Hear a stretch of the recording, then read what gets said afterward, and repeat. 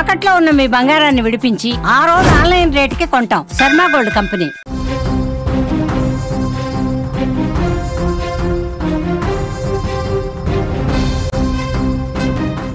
Big breaking news చూస్తున్నాం.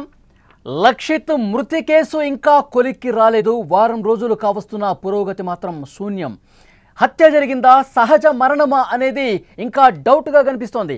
Anganwadi teacher ఆయాల మీద బుధవారం వేటు వేశారు, వాళ్ళని సస్పెండ్ చేశారు. గ్రామస్తుల్ని పోలీసులు రహస్యంగా విచారిస్తున్నారు. సెల్ టవర్ లొకేషన్ ఆధారంగా విచారిస్తున్న పరిస్థితి. సుమారు 180 కొత్త నెంబర్లను గుర్తించారు. వాళ్ళందరినీ కూడా విచారిస్తున్నారు. ఈ నెల 8న అంగన్వాడీ కేంద్రం నుంచి బాలుడు లక్షిత్ అదృశ్యమయ్యాడు. 10వ తేదీన విగత జీవిగా లక్షిత్ కనిపించిన పరిస్థితి. అయితే ఎలా చనిపోయాడు అన్న విషయానికి సంబంధించి అసలు ఇంతవరకు స్పష్టత రాకపోవటం ఏంటి అంటూ కుటుంబ సభ్యులు, లక్షిత్ బంధువులు తీవ్ర ఆందోళనలో ఉన్నారు. ఆగ్రహం వ్యక్తం చేస్తున్నటువంటి పరిస్థితి. ప్రకాశం జిల్లా కంభం మండలంలోని లింగోజిపల్లి గ్రామంలో మృతి చెందిన లక్షిత్ కేసులో ఇంకా విచారణ కొనసాగుతూనే ఉంది. 10 రోజులు కావస్తుంది. అయినప్పటికీ కూడా ఒక్కటంటే ఒక్క ఆధారం కూడా లభ్యం కాలేదు. వారు రోజులు గడుస్తున్నా సరే ఇంకా బాలుడు ఎలా చనిపోయాడు అన్న దాంట్లో క్లారిటీకి రావటం లేదు. అంగన్వాడీ కేంద్రం నుంచి ఈ నెల 8వ తారీఖున అదృశ్యమై 10వ తేదీన లక్షిత్ విగత జీవిగా పడి ఉన్నాడు. ఆ రోజు నుంచి నేటి వరకు విచారణ చేస్తూనే ఉన్నారు. ఇంతవరకు ఒక్క ఆధారం కూడా లభించలేదు. కుటుంబ సభ్యులు మాత్రం బాలుణ్ణి చంపేశారు అని ఆరోపణలు చేస్తూనే ఉన్నారు. అంగన్వాడీ టీచర్ సొంత కుటుంబ సభ్యులపై అనుమానం వ్యక్తం చేయడంతో ఆ కోణంలో కూడా పోలీసులు దర్యాప్తు చేశారు. మరోవైపు అంగన్వాడీ సిబ్బంది నిర్లక్ష్యం కారణంగా బాలుడి మరణానికి కారణమైందనే విషయం ఇది తీవ్రమైన ఆరోపణ నేపథ్యంలో అంగన్వాడీ టీచర్ గే గోవిందమ్మ, ఆయా కృష్ణకుమారిని విధుల నుంచి తొలగించిన పరిస్థితి. ప్రస్తుతం సెల్ టవర్ లొకేషన్ ఆధారంగా విచారణ జరుగుతోంది. బాలుడు చనిపోయిన సమయంలో ఆయా సెల్ టవర్ లొకేషన్స్లో సుమారు 1,00,000 ఫోన్ నెంబర్లను గుర్తించగా వాటిలో 180 కొత్త నెంబర్స్గా కనుగొన్నారు. అదేవిధంగా గ్రామస్తులను కూడా రహస్యంగా పిలిచి మొత్తం కూడా విషయం సేకరిస్తూ ఉన్నారు. కూపీ లాగుతున్నటువంటి పరిస్థితి ఉంది. ఇదే విషయానికి సంబంధించి మరింత ఇన్ఫర్మేషన్ తెలుసుకుందాం. మా ప్రతినిధి కిరణ్ ఫోన్లైన్లో సిద్ధంగా ఉన్నారు. లక్షిత్ మృతి కేసుకు సంబంధించి ప్రస్తుతం ఒక్కటంటే ఒక్క విషయం కూడా బయటకు రాలేదు. లక్షిత్ మృతికి సంబంధించి పోలీసులు లేటెస్ట్గా ఇస్తున్నటువంటి సమాచారం ఏంటి? లక్షిత్ మృతికి సంబంధించి ఇంతవరకు ఒక్క ఆధారమైనా లభించిందా? ఏం చెప్తున్నారు? లక్షిత్ ఈ నెల 8వ తారీఖున ఏదైతే కంభం మండలంలోని లింగోజిపల్లి గ్రామంలో అంగన్వాడికి వెళ్ళి మళ్ళీ 2 రోజుల తర్వాత అయితే 3వ రోజు శవమై తేలడం, ఇంతవరకు కూడా ఆ మృతికి గల కారణం నిశ్చయంగా వీడలేదు. అయితే ఇన్ని రోజులు వారం అవుతున్నా కూడా కేసు అయితే పురోగతి అయితే లభించడం లేదు.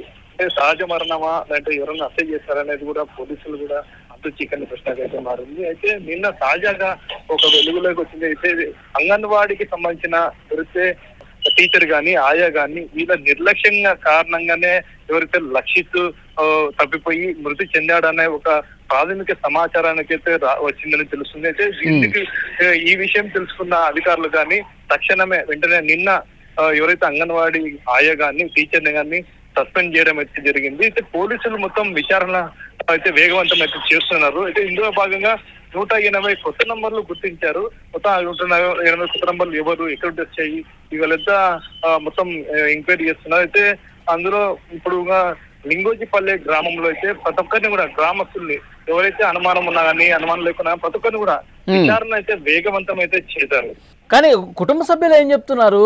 10 రోజులు అవుతుంది, ఇంకా ఎందుకు అసలు పూర్తిగా ఆధారాలతో సహా బయట పెట్టలేకపోతున్నారు? పోలీసు వ్యవస్థ మీద కొంత అపనమ్మకం కనబరుస్తున్నటువంటి పరిస్థితి కుటుంబ సభ్యులు. ఇంకేం చెప్తున్నారు దీని మీద?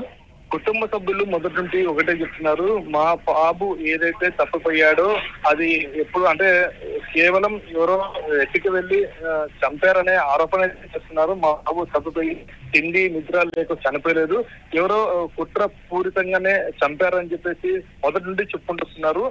గ్రామస్తులు కూడా అదే చెప్తున్నారు. అంటే ఈ బాబు చనిపోలేదు, సహజ మరణం కాదు, చంపారనేది చెప్తున్నారు. బంధువులకు ఇప్పుడు కూడా వాళ్ళు ఎవరు అనేది కనిపెట్టాలా. అయితే తమ పైన ఆరోపణలు చేస్తున్నారు. బంధువులే హతమార్చినట్టు అనే అనుమానాలు వ్యక్తం చేస్తున్నారు. సరికాదు, ఏదున్నా సాక్ష్యాధారాలు ఉంటేనే మాట్లాడండి, అప్పుడు కూడా మేము కూడా ఎవరైతే ఉన్నారో వాళ్ళని మేమే శిక్షిస్తామని చెప్తున్నారు. ఏదైనప్పుడు ఎలాంటి సాక్ష్యాధారాలు కూడా లేవు. అంటే హత్య జరిగిందని చెప్పి సాక్ష్యాధారాలు లేవు. అందుకే పోలీసులు అయితే వేరే కోణాల్లో అంటే ప్రతి కోణం కూడా వెలుగులో ఇస్తున్నారు. ఇప్పుడు ఎవరైతే ఇప్పుడు మనకి అంగన్వాడీ టీచర్ గారిని ఎవరైతే ఆయా సస్పెండ్ చేస్తారు, ఇప్పుడు వాళ్ళ మీద మనకి ఎవరైతే ఇప్పుడు సస్పెండ్ చేస్తే కొంచెం అనుమానం, అంటే వాళ్ళే ఏమంటారు అనుమానం, వాళ్ళు కారణంగానే బాబు చనిపోయినాడని చెప్పి ప్రాథమిక నిర్ధారణకి అయితే వచ్చారు.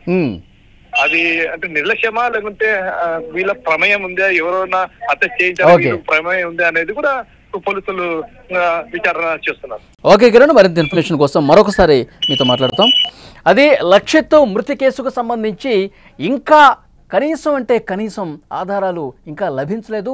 నిజంగా ఇది ఎవరైనా కుట్రపూరితంగా వ్యవహరించి లక్షిత్ను హత్య చేశారా లేదంటే సహజ మరణమా, ఈ విషయానికి సంబంధించి ఇంకా ఇన్వెస్టిగేషన్ జరుగుతుంది, దర్యాప్తు జరుగుతూనే ఉంది. చాలామందిని పిలిచి విచారిస్తూనే ఉన్నారు. కానీ ఇంతవరకు ఒక్కటంటే ఒక్క ఆధారం కూడా లక్షిత్ మృతి కేసుకు సంబంధించి ఇంకా లభించలేదని చెప్పి పోలీసుల నుంచి ఇన్ఫర్మేషన్ వస్తుంది. ఈ నెల 8వ తారీఖున అంగన్వాడీ కేంద్రం నుంచి ప్రకాశం జిల్లా కంభం మండలం లింగోజిపల్లిలో అంగన్వాడీ కేంద్రం నుంచి బయటకు వచ్చినటువంటి లక్షిత్ 3 సంవత్సరాల బాలుడు ఆ తర్వాత తన ఇల్లును వెతుక్కుంటూ అదేవిధంగా ముందుకు పోయాడు, దారి తప్పాడు. ఆ తర్వాత ఊరి బయటకు వెళ్ళిపోయాడు, పొలాల్లోకి వెళ్ళిపోయాడు. 3 కిలోమీటర్ల దూరం ప్రయాణం చేసి తినడానికి తిండి లేక, దాహం వేస్తే తాగటానికి వాటర్ లేక తల్లిదండ్రులు అమ్మ అమ్మ అంటూ అతను అక్కడ ఏడుస్తూ అక్కడ పడిపోయాడని చెప్పి ఇవి అనుమానం వ్యక్తం చేస్తున్నారు. ఇదే జరిగి ఉంటుందని చెప్పి చాలామంది చెప్తున్నారు. కానీ కుటుంబ సభ్యులు మాత్రం దీన్ని తీవ్రంగా కొట్టిపాడేస్తున్నారు. ఎవరో తెలిసిన వాళ్ళ పని, దారుణంగా మా అబ్బాయిని చంపేశారు, హత్య చేసి ఊరికి దూరంగా పొలంలో పడేశారు అని చెప్పి చాలా బలంగా ఈ విషయాన్ని కుటుంబ సభ్యులు చెప్తున్నారు. తీవ్రమైనటువంటి ఆవేదనతో, ఆక్రందనతో వాళ్ళందరూ మాట్లాడుతున్న పరిస్థితి. అయితే ఇక్కడ ఒక్క విషయం చాలా స్పష్టంగా అర్థమవుతుంది. ఎందుకంటే అంగన్వాడీ టీచర్ కావచ్చు, ఆయా కావచ్చు, పూర్తిగా నిర్లక్ష్యంగా ప్రదర్శించారు. 3 ఏళ్ల బాలుడు లక్షిత్ని ఏ విధంగా ఒంటరిగా వదిలేస్తాడు, ఏ విధంగా అసలు తల్లిదండ్రులకు కనీసం అప్పగించకుండా తల్లిదండ్రులకు ఫోన్ చేయాలి, తల్లిదండ్రులు అందుబాటులో లేకపోతే కుటుంబ సభ్యులకు ఫోన్ చేయాలి, ఫోన్ చేస్తే వాళ్ళు వచ్చిన తర్వాత పెద్దలకి అప్పగించాలి. 3 సంవత్సరాల బాలుడు ఎలా ఇంటికి ఒంటరిగా వెళ్ళిపోతాడు, వాళ్ళకి అప్పగించాలి. అప్పగించిన తర్వాత క్షేమంగా తల్లిదండ్రులకు అప్పగించాము అని చెప్పి అనుకున్న తర్వాత అప్పుడు మాత్రమే అంగన్వాడీ టీచర్లు అక్కడి నుంచి వెళ్ళిపోవాలి. అంతేగాని వాళ్ళని 3 సంవత్సరాల చిన్నపిల్లల్ని వెళ్ళిపోండి మీ ఇంటికి, ఇక్కడ అంగన్వాడీ కేంద్రం సమయం అయిపోయింది అని ఎంత నిర్లక్ష్యంగా వ్యవహరించారనేది కూడా అధికారులకు అర్థమైంది.